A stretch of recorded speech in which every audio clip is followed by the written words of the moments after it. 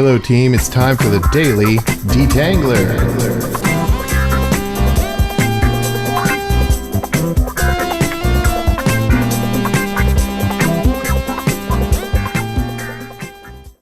All right. Good afternoon. And I'm working on another detangler on why tangles are important.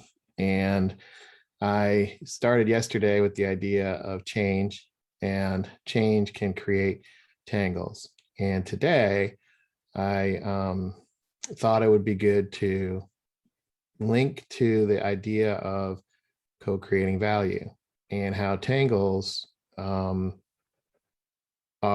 important to solve, and kind of the why tangles are important, because they can get in the way of co-creating value. There's a lot to figure out, in other words, in co-creating value. So I thought I'd share that. And to do that, I'm going to go back to catalysts. Well, it's in the webinars, but it's also been in several discussions that he's shared. And he's a bit of a broken record on this atomic building block. And I really like this. And it was the first thing I thought of this morning when I was trying to figure out what the detangler could be on today, with I'm trying to lay the foundational components of how tangles get in the way, and if they're going to get in the way of change, and if they're going to get in the way of something like co-creating value, what's the economic impact, if you will, or the business case for trying to figure out tangles. And that's my loose detangler definition of business case. But the responding to demand, we've got our solutions that we're selling if we're salespeople, right? So salespeople are selling, and they've got something that the customer wants, and then there's this exchange. And what I thought was interesting was I hadn't really slowed down and thought about what is this red and black arrow. And to me, it's the source of go to market, go to customer, it's also the source of tangles for me. Because what does that mean? In this case, just keeping it simple, what if it's about, co-creating value together, blue and green together, coming together to co-create value with each other? What would that look like? And what would that feel like? And what is the value of that? And then, is that what actually happens? Do we co-create? Do I actually believe that buyers and sellers get together to figure out what to do together? Do I believe they come together to co-create something new, something from nothing? Do I believe that buyers and sellers come together to create something that perhaps they both hadn't thought of before? I've seen this play out on our team where just engaging in the process can create something radically different. And I've created things that I never thought I would before. So I've seen it happen in a micro level on our team. So how clear is this idea of co-creating value? And I tried to write it up, but like, what is that? Is it something like, we're co-creating products and services? I was going to say solutions, but that's it's easy for people to say, we do that already. I was just trying to be a little bit more specific. And I thought about it from a technology perspective. Technology, is it a product, or is it a service, or is it both? Right? So co-creating products and services and technologies that are mutually beneficial to both of us, and also the broader ecosystem we represent. So blue person, seller, what is that broader ecosystem that he or she represents? And then on the green, what's the broader ecosystem, and how broad does it go? And is it about just that person, or is it their function? Is it about their company? Is it about the customer's customer?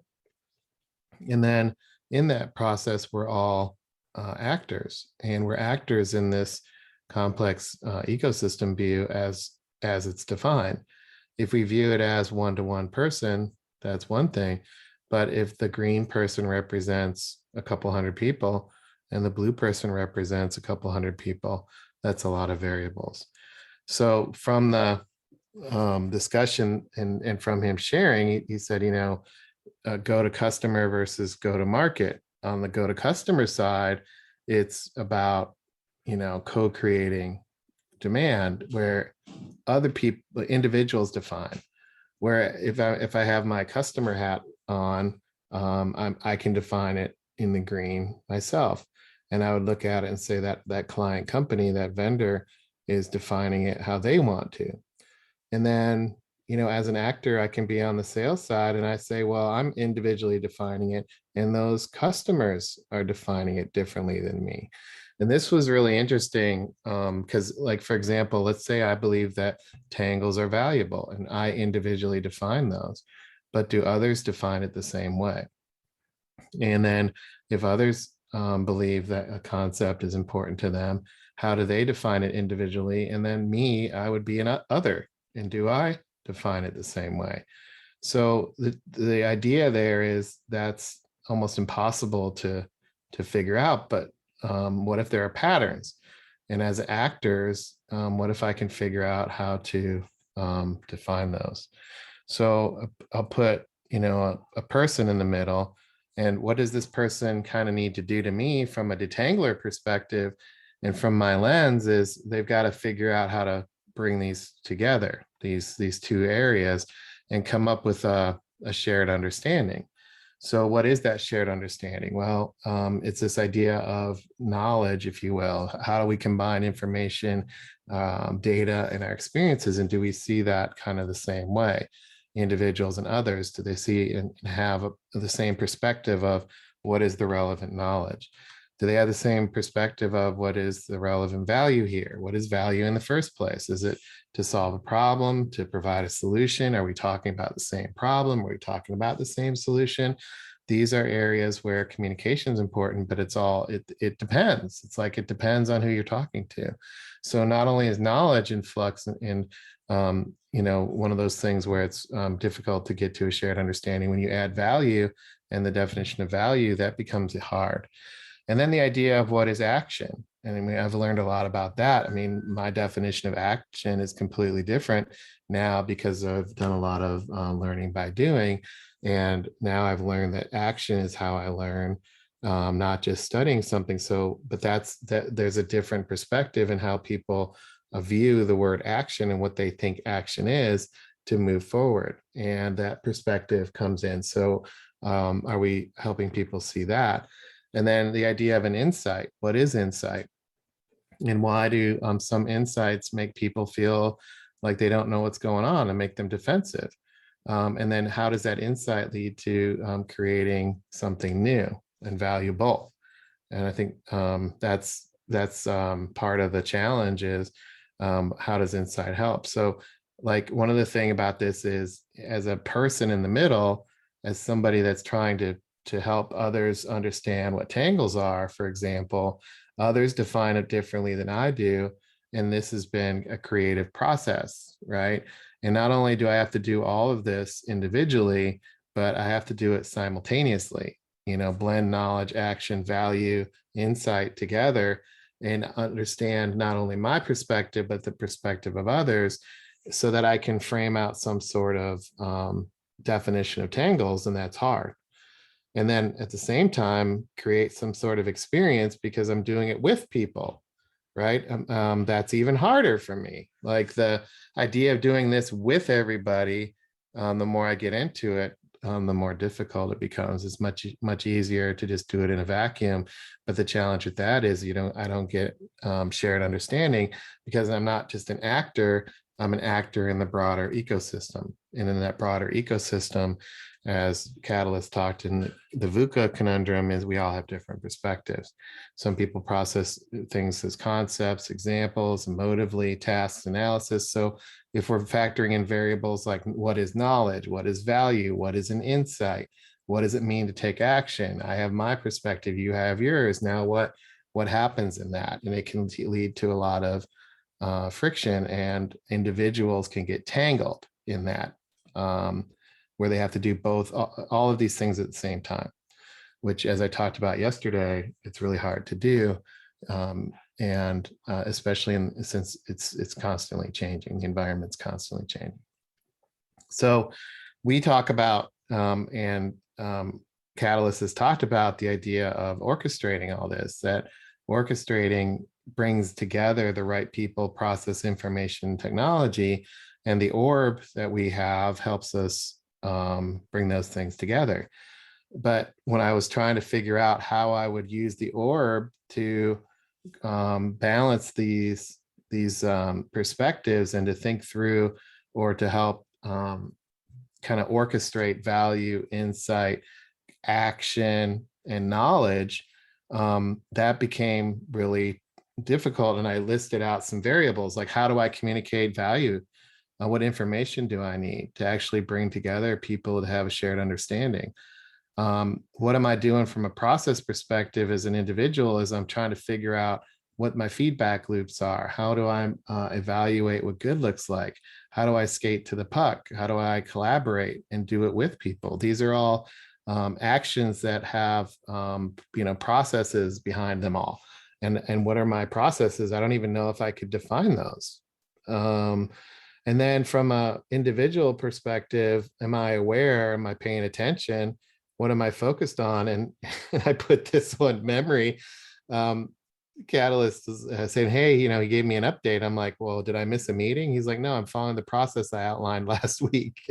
I'm like, oh man, I didn't remember the process. I have like so much going on in my head. I just don't remember sometimes. And then, what am I synthesizing? What am I bringing up and thinking about? And then from a technology perspective, how am I engaging with my technologies and Zoom and messaging and, YouTube videos, if I'm doing that, tools, and just what's helping me bring together all this so that I can manage the knowledge, so that I can remember things, so that I can figure out how to act and take action. And all of these lead to, tangles.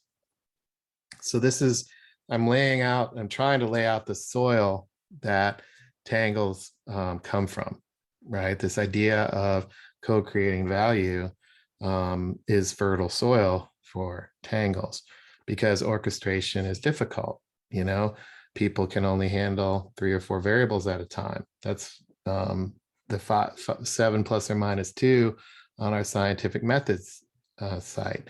I can only handle, I don't know about you, but my staying power on some of these like cycles, like, even though we're doing weekly sprints, we're picking up variables like stone soup.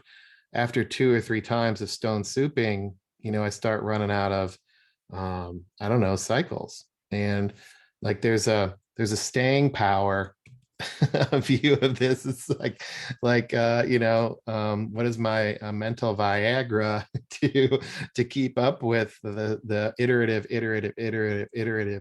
cycle of all this, because I seem to time out after 2 of these or 3 of these, and I forget what's going on, and then I want to move on to something else and produce something totally different. So what is that? And then the cause and effect, it's the long game. What I do now might not pay off for, I don't even know when, and it's just trust the process. It's the payout is way down the road. And then, the information and sorting it, finding it, retrieving it. I'm like, as you notice, I should have been posting more things in here, because I'm referencing conundrums. I'm thinking about scientific. I'm like mentally frazzled putting this together, trying to figure out where to pull pictures from even. So I'm like trying to give it a voiceover. Yeah, it'd be great if I had the actual picture, but I don't even, like, right now, I don't know exactly where all this stuff is. I can see it in my head, but I don't know where it all is. So these things make orchestration difficult. So what do I do about it? That's the end of the detangler. No, just kidding. So what I was contemplating was this idea of this transitional state, that if I'm going to be co-creating value, if I'm going to be trying to plug into the team, if I'm going to be part of this value creation, I have to move from what to what. And that's a lot of where I spend a lot of my time. This is where tangles are. They're in this transitional state, whether it's change, defining value, whatever. And so one of the things that tangles are really relevant to me on, that they usually pop up on, is when I don't see the same thing and I don't understand what's really happening. And so when I plot this out and I see, I don't see the same thing, and then how do we get to a we see the same thing? Just that. There's a lot of ingredients that Catalyst has been reinforcing over and over and over and over again. We can't just wave our magic wand and say, go see the same thing. So what do we do? What works, right? What works to facilitate this transitional understanding, which I'm just making that up. I don't even know if that's a thing, but it's like, it's not a moment in time transition. It's how does change happen? How does ice melt? Transitory view of, we don't see the same thing at first, but because something happens, we then eventually see something. And that transition, right, this thing in the middle is what creates tangles for people, and they start timing out and they get frustrated, and this is an example of what I've experienced over and over and over again. And I feel like I've used the analogy of the brick wall. I'm banging my head on the brick wall. These are bricks. So that, what is that? So I said, well, where I've seen this work has been in, Towson, SCS, Software AG. This is what's happened, and Catalyst did something. And what was that? Right? What happened there? Well, one of the things was, he facilitated a shared experience. So this shared experience that's facilitated and created has magical power to help people see the same thing. So what is that? And what is that magical power, if you will? So that idea of facilitating that experience, there's a formula for that. And, how do I unpack that more? And then the facilitated experience is factoring in and pulling in all of these different perspectives and situations that people have. So all of this stuff is coming into the facilitated shared experience, and it's coming in a way that is factored in and yet allows us to get to, we're seeing the same thing. So what happens on that journey through that shared experience is we interpret basically the same things. We feel kind of the same things. We interpret the same things. We emote the same things. We don't necessarily see the same things, but our experience helps us interpret. So we're creating a shared interpretation through that shared experience. And then we're creating some sort of shared learning. There's the I learn along the way, which I've been publishing out over 110 detanglers, but there's the we learn. And there's this collective intelligence that I talked about a week ago that I feel like happens in a team where there's collectively we learn happens. So what's the we learning and the I learning that happens in that shared experience? And there are two key things that I think Catalyst does to help detangle people in this, that I think, if this is the source of many tangles for me, is this facilitated space in the middle where I don't see the same thing as everybody else. I don't interpret the same thing. I'm not learning the same thing. I'm out of sync. I'm out of rhythm. So what are the two things that I can pay attention to? And the two things that I've seen really work well at Towson and Sales Enablement Society was these, and the Software AG was these shared experiences. And the two things that powered those shared experiences, other than the humans in the room, were scenarios, the specific scenarios, and then specific prototypes. These two things are they're transitory in nature to me. They allow people to factor in all these things that are happening and yet process together so that they can see the same thing. One of our scenarios that we use is the hero's journey. It's a scenario that unfolds that allows us to see together. It allows us to interpret together. It allows us to learn together. The hero's journey is a scenario that's played out over and over again. We use that scenario to help us make sense so that we can factor in our own perspectives, and we can create a shared experience around us which helps us learn. An example of prototypes that we co-create with clients is the prototypes around, for example, the possibility profile, or even the concept of messaging, and coming up with the value story. Those are prototypes that allow salespeople to use them in their own sales conversations. Those conversational prototypes allow for transitional processing, and allow people to move from here to there, to see, not see the same thing, and to see the same thing. And so these two things, these transitory outputs, are important. But the ironic part about this, as I was learning by doing this thing, is this is the source of a lot of my tangles, is what the hell is the shared experience we're trying to create? What the hell is the scenario I'm plugging into? What the hell is the prototype? I don't know why. And this is helping me to put this on paper, to say, well, maybe if I just pay attention to some of these things, and what is the shared experience? And oh, by the way, it's the experience stupid, right? Those principles play out. Connect the dots plays out here. The idea of leading with me. I'm leading with me right now. This is what how I maybe can untangle myself if I want to help with learning objectives. Maybe it's around learning objectives as a prototype for salespeople to use in specific scenarios. What if I do that? And the idea of orchestrating, how would I do that? So this has led me then into this new understanding in my crappy artwork here, but this new understanding that, what am I helping prototype? What am I helping define for scenarios? And am I paying attention to the shared experiences that Catalyst is trying to create? And why is this important? And then when the light bulb went on for me was, well, this is why we show up the way we show up. This is why we engage the way we engage.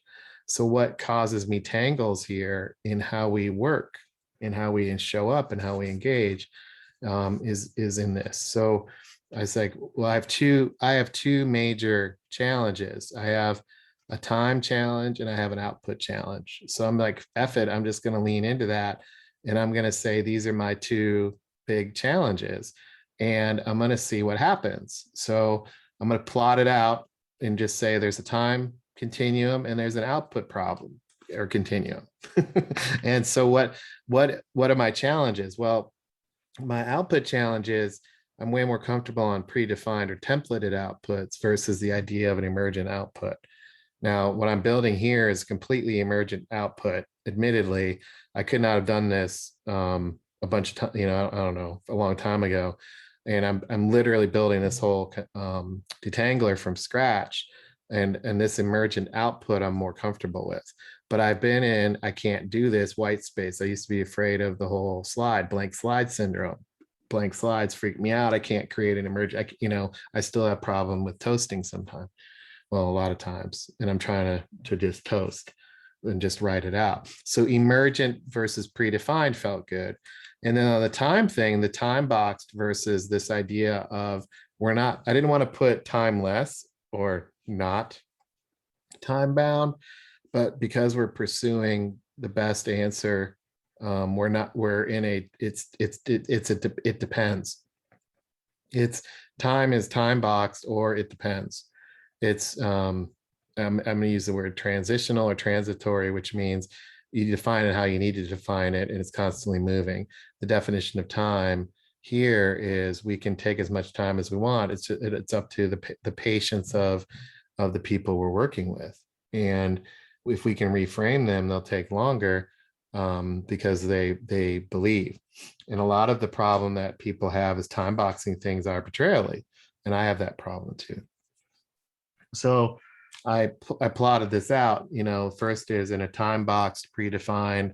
I'm looking for a cookie cutter. I want to find best practice. If I'm going to do anything, I'm going to go collect information let's go get our wheelbarrows full of stuff and cookie cutter this out. It's time boxes predefined, boom, boom, we're done. It's quote unquote simple, and it's quote unquote fast. And simple and fast is what we need. So let's go collect information, assemble it like a cookie cutter, and lean into best practice. And that is something that I like. Feels good or whatever. Doesn't mean it's going to solve the problem. On the right side, if I don't necessarily care about time, let's run it like a lab. Let's synthesize phenomenon that we're seeing and run it through the lab environment to co-create insight. That shift where I'm suddenly just, I don't necessarily care about time, so to speak, I'm just pursuing science. That's a massive shift for me that tangles come from. Then if I go in the top left and I say, look, I'm still time boxed, but I want to be emergent, let's do design thinking. Let's do design thinking to co-solve problems together and create some artwork where we don't know what the answer is going to be, but we have a very specific scope. So we're very scoped in, time boxed and scoped in, but we can come up with something new. We're not just brainstorming, we're emerging to a solution to a problem, and we're co-solve problem.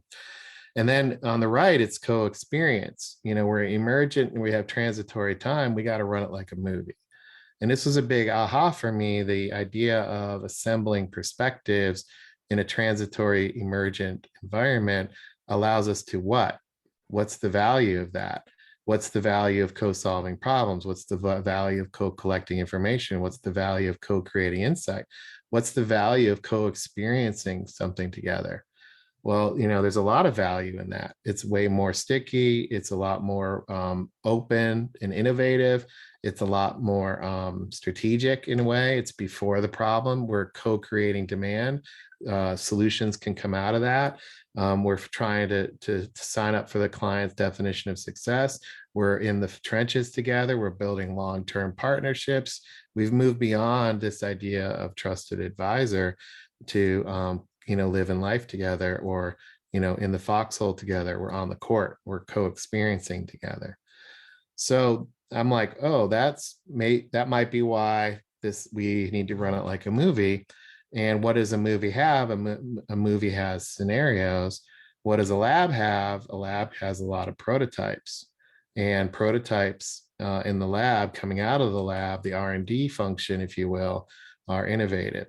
What's on the left side? Well, left side is, here's your method, here's your disciplines, and then on the top left, it's like, here's your checklists or your method. I'm sorry. So method and checklist is top left, disciplines and skills is bottom left, and then on the right is innovate. I'm sorry, on the right is scenarios and prototypes, and I can bring in now the innovate and operate. So on the right, scenarios and prototypes, what am I doing to understand scenarios? What am I doing to help build prototypes? What are my challenges there? What tangles get in the way? And then on the operate, checklists and disciplines, I would even say that we're shifting those, because on our innovate side, to operate the innovation, right? Once we innovate, enact, 1 and 2 and 3, and then we go back and we need to do the prepare phase, that has to be operationalized, so to speak. We would change the disciplines in the checklists. So it's the innovate is supported by the operate, but what's the design point here? And that's why I think it's important for me to understand and think through where tangles come from in the idea of co-creating value together, because co-collecting information, co-solving problems, co-creating insight, co-experiencing together, there's a lot of things to orchestrate, but also a lot of tangles that can come up in trying to understand and create a shared understanding. And am I doing that kind of work to figure out what scenarios we're involved in, what prototypes we're building? How do we build a prototype? What does it mean to live in the disciplines? And then what are the kind of the methods or the checklists I'm following that help me be emergent? So that's to me the fertile soil for my tangles. And I already talked about the experience and linked it to here, and also I see the lead with me and the idea of connecting the dots. But one of the things that's, I think, and also I'm sharing a lot about my own tangles and and the challenges I've had, and seeing what we're actually doing. And all of this is about, getting it right. It's about getting it right, not being right. So that's my detangle for today. Sorry it went a little bit longer, but I was really exploring this idea of maybe it's not so much the skills I have as in what if I'm struggling, as much as it is, do I really understand, and can I share what I think we're actually doing to co-create with our clients? What does it mean to co-create? And if I don't understand what it means to co-create, I'm going to get tangled. If I don't understand what it means to create value or communicate value, I'm going to get tangled. All right. So thanks for your time. Look forward to your feedback. Take care.